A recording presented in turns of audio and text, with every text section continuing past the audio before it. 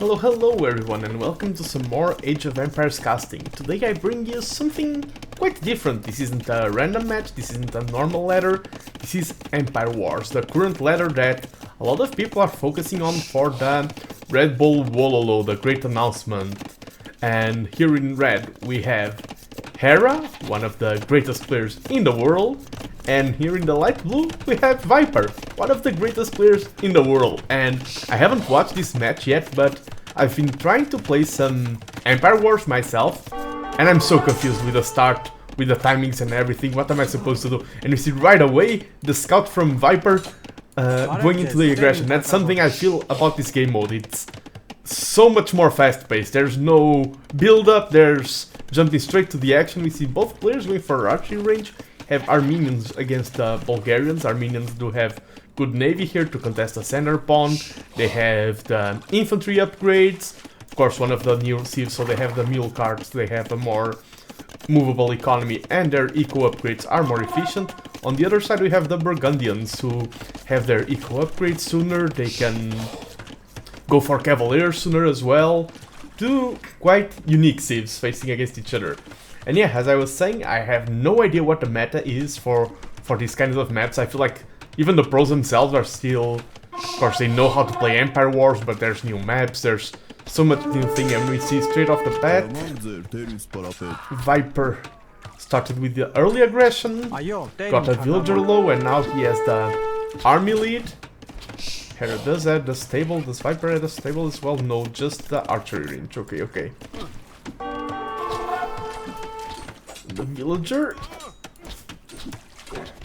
is surviving. When you see pros play, it's so hard to see a villager go down. How they always manage to save them, it's insane. 3 HP. But yeah, sometimes people may consider if you are low or reload. Okay, maybe I have a good eco, I will focus on going Castle Age first. I had no idea what. When I opened this for the first time, I've played 4 matches, had no idea what to go for. Now I know at least at high elo, okay, you need to move fast, you need to go for quick feudal aggression, there's no time to spare. We see both of them with the production, of course, no idle TC time. They are both contesting the center pawn. When I first played this match, I didn't even realize until it was a little bit too late that there was a center pawn. But yeah, fire galley from Hera takes the Viper's galley, so currently pawn control goes to Hera.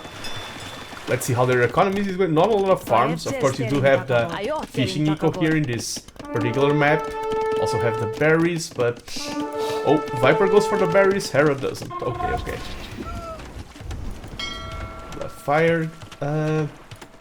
Fire ships, fire galleys, and Viper is the first one to click up to Castle Age. This timing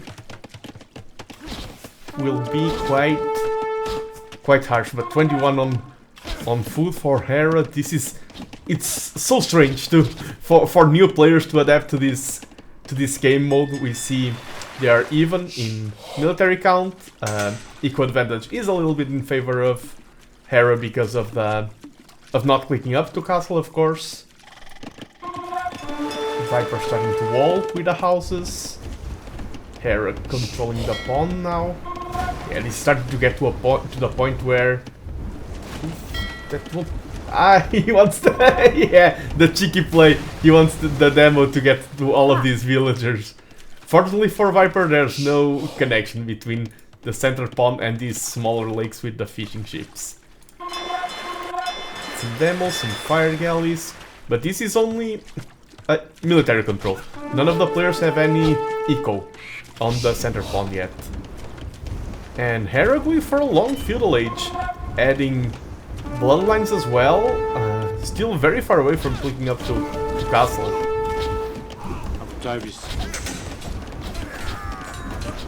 He does have fletching and the padded armor for the archers, Hera does. Viper only has fletching. And yeah, we see here Hera clearing up most of the Viper's army, but Viper now reaches Castle Age, adding a stable, probably to go for some knights. that can be upgraded to cavaliers in Castle Age. The pawn is Hera's, that's the main victory he has. Stable right away. I also wonder what will be the timing for the... Oh, we see some pressure here by the scouts. Will they get a villager? Oh, a villager goes down. Okay, okay. 2 villagers went down there. And when if this is a lower elo game, that's the only thing happening. Players are focusing there. Both Hera and the Viper have action going every single place in the map. The demo here lying in wait, the army here, the knights do start coming out from the Viper, and Hera clicks up to castle. Yeah, when he realized that Viper was already in Castle Age, you need to go to Castle Age as well. Viper getting the eco upgrades, getting the armor upgrades, getting husbandry. Yeah, Hera does have the economic lead, does have 1k more resources collected, that's a huge advantage. Now let's see if Viper can use the knights too and convert them into an advantage. Hera does drop a defensive watchtower here. The knights do have great mobility. 1 villager already went down. The knights were almost surrounded, but they managed to escape. And I would assume there are more knights on the way. Yes. 5 knights already in the field for the Viper. And they are trying to be as efficient as possible, try to find the damage, try to find the efficient engagements. And already at 11 minutes you have over 20 military units lost for both players. But the raids from the Viper haven't managed to find a lot of damage. He does have the second TC now, here on this side gold, and gold is very spread out in this map. There's no, besides your main gold, there's a lot of gold, but it's very spread out. The knights here do find some more kills, and now Hera is in Castle Age as well. 3-2, the Eco KD. Resources collected, Hera has such a huge advantage. Of course, the Armenian eco upgrades are more efficient. They have the mule carts that can be very good, so you can make your eco more efficient by moving things around. Viper goes for the monastery. Yeah, we see monks in queue, and monks are one of those units that the higher your elo, the better you are, the better monks are. I usually say that militias get worse as your elo improves, militia and men-at-arms. Monks get better. Of course, with the Armenians, the first church does get a relic right away, and we see that this map has 5 relics, yes, spread around the outer rim of the map. Viper is the 3rd TC. Does he get a conversion? Yes, scouts are the correct unit against the monks.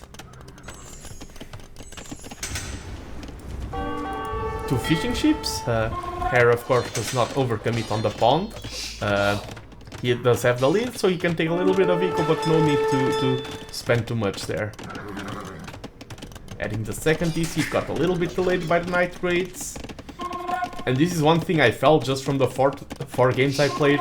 Cavalry is very good in this mode, because since you have everything is so fast paced, you need to spread out so much, you need the mobility of cavalry. That's one thing I felt when playing Empire Wars, and of course it also depends on the map, of course. Yeah, Viper with the 2 archery ranges. Now let's see more units out of the stables. But look at the military lead. Viper only has 8-9 units. They both have the same Eco KD, but because Hera's economy was more efficient, because he has so much more resources collected, that's converted into a huge military. And if this military pressures, that can be huge. Yeah, when you focus on so many things at the same time, this can happen. We'll probably get fixed right in no time. Oh, but yeah, that's one thing. That's what gives Hera this huge economical lead. The villagers gathering food from the shorefish are very efficient.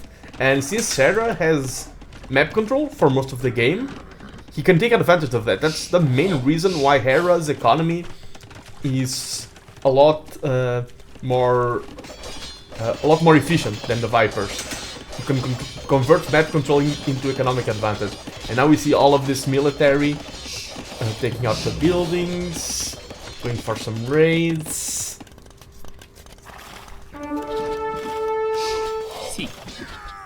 Yeah, now with these upgrades, it's very easy to find.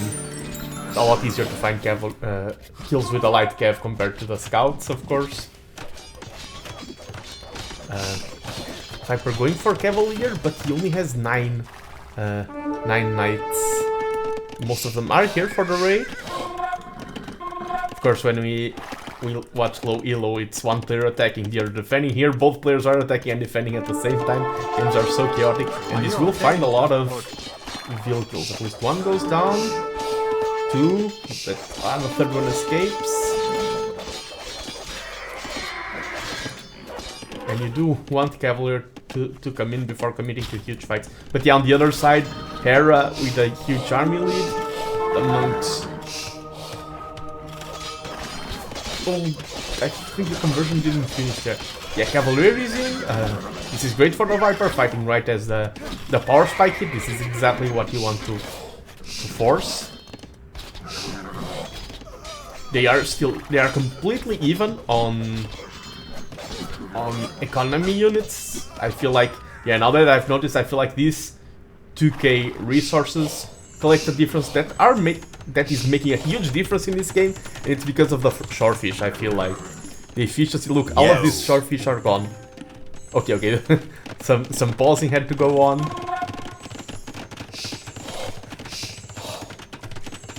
And Hera did stream this match. I didn't. I was busy at it, but I didn't know that Hera streamed this match. So if you are curious about his point of view, I don't know if the Viper streamed it. You can check Hera on Twitch and check his comments, because I'm sure he can provide a lot more, a lot more insightful comments. Yeah, but now 4th PC from Hera, gaining more map control. I feel like that's the thing that's giving Hera the main advantage. Of course, now Viper with the Burgundians does have the tech lead. He can go for Cavalier sooner. Ooh, a lot of villagers going forward. The castle drop. I like the play, and this can be a game-defining castle. Either it goes up or down. Does Hera give up on this position? Does he try to deny it? Yeah, this is a good castle to force the fight. You have the better military, but both of them, their economy is starting to align to go to Imperial Age, and I feel like the first to click up to Imp will get a huge boost here. Of course, Hera also tying in with the map control, full pawn control as well. And that's a castle is always a good way to try to snatch map control. But yeah, Hera using the market, and he's the first one to click up to Imp. He has the castle here. Now, yeah, the Imp timings will be close, only 20 seconds difference. And we're moving into the stage of trap wars. Both of them with farms, both of them with a stable economy. Viper has a lot more on gold, but yeah, I prefer Hera's 38 on food. That's usually what you want to go for.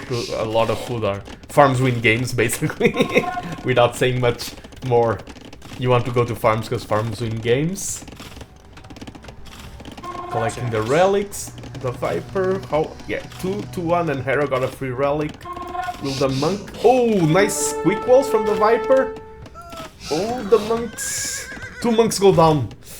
That's a tough blow. And yeah, this is what you see on pro plays. A lot of lower elo players will just... Okay, I'm going to commit the scouts, the light cav. No, got the monks and then just went away, and the light cavs still are in the field. They are still efficient. But yeah, Hera with the economic lead. Viper has evened out the military count. With some raids over here, yeah, Hera's base is completely open, while Viper did focus more on the defense, on trying to wall in and everything. Hera's base is very open. And of course Hera arrives here for the counter push. He's focusing on the defense for sure right now. They are both about to hit him. We see Vulcan Arrow, of course. Hera always says if you already have the upgrades you need, getting fletching Vulcan Arrow is always great for the castles, for DC fires, and everything. And oh, and of course for the composite bowman. I don't see that unit a lot, so I'm curious to see how they will fare up in this match. And we see traps being added. We see Paladin for Viper, and that can be Paladin can sometimes be a game-winning move. The Knights here denying the gold. Yeah, that's something, when you're playing for map control, that's something very important. The Viper will run out of gold. He only has in his main base 1,000 gold. Yeah, this is Hera's win condition right now. I feel like he's denying gold for the Viper. The upgrade takes so long to finish. The castles here are doing a good job at securing the raid. The Trev Wars, I think Viper maybe doesn't want the game to head into a Trev War kind of scenario. Yeah, adding a lot of stables. The castle did its function. If the knight is DC, now he's just going to let the castle fall. The monk does get a conversion right at the last minute. 2 more monks here. Composite bowman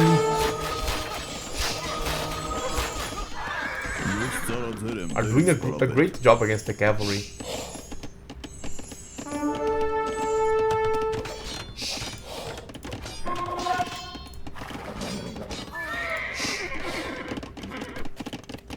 Yeah, both players booming. PC is always running. A lot of monks for Hera. Monks and composite bowmen. That's something I've never seen being used, so I'm curious to see how it goes. Yeah, the production, targeting the production is always a good idea. And Viper sees the composite bowman, he switches to skirms. Counter it. Paladin is in. And Paladins are in, trying to find some damage. But yeah, the quick walls and everything, I didn't catch the play, but they do such a great job at mitigating damage.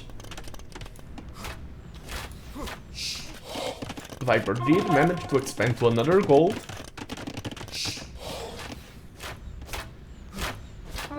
But Hera is doing a great push here in the front, and the monks make it so it's so hard to engage these threats with paladins.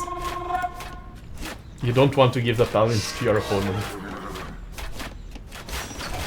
So Hera goes, Viper goes the other way around, trying to find some pressure, but with the walls, with the castles, it does get complicated. What's the play here? I feel like Hera slowly causing more and more damage, and Viper doesn't have the army comp to fight this. Hera getting pikemen, getting chemistry, getting all the upgrades. Viper running out of gold, so he will be forced to transition to light cap. Find some more damage with the paladins. Nice, the outpost. Yeah, but the trap push here.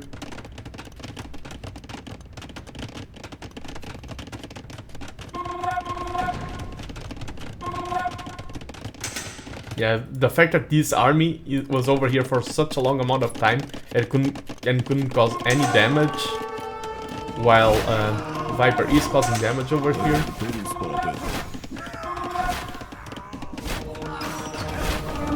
the skirms, but they still aren't. I think Viper needed more numbers of skirms before fighting this, and of course it's because Hera's pressuring. The monks try to go for the conversions. 1, 2, 3. Fortified church goes in. The paladins clear this, the monks do try their best to get more and more conversions. So many conversions, another monk tries another conversion. I think these are getting a load of damage. Yeah, the Paladins are so expensive. And the Hera still has 50 military units. Yeah, GG is called. And yeah, this is such a different game from Random Match, and we are watching the two of the best players in the world. Of course, I can't comment a lot on what they did wrong, what they did right. I feel like I still don't have enough insight, but yeah, Hera doing a great job at denying here the damage, going for the map control. I feel like the thing that made the difference was the resources collected early on that converted into map control converted into advantage. I feel like it snowballed from there. That's why Hera managed to get the comp that he wanted sooner than the Viper. He got map control. That's my analysis of the game. I could be wrong. Please let me know in the comments down below. I did want to try something different for this one, casting a higher level match, and this is something I want to do. I want to jump more outside of my comfort zone, explore Age of Empires, explore the different modes, but very well played for both of these players, of course, as it's expected. And every time Hera and Viper face off against each other, we never know who is going to win. And I had a great time, and I hope you enjoyed it. Leave a like if you enjoy, and subscribe to the channel if you want to see more. Thank you.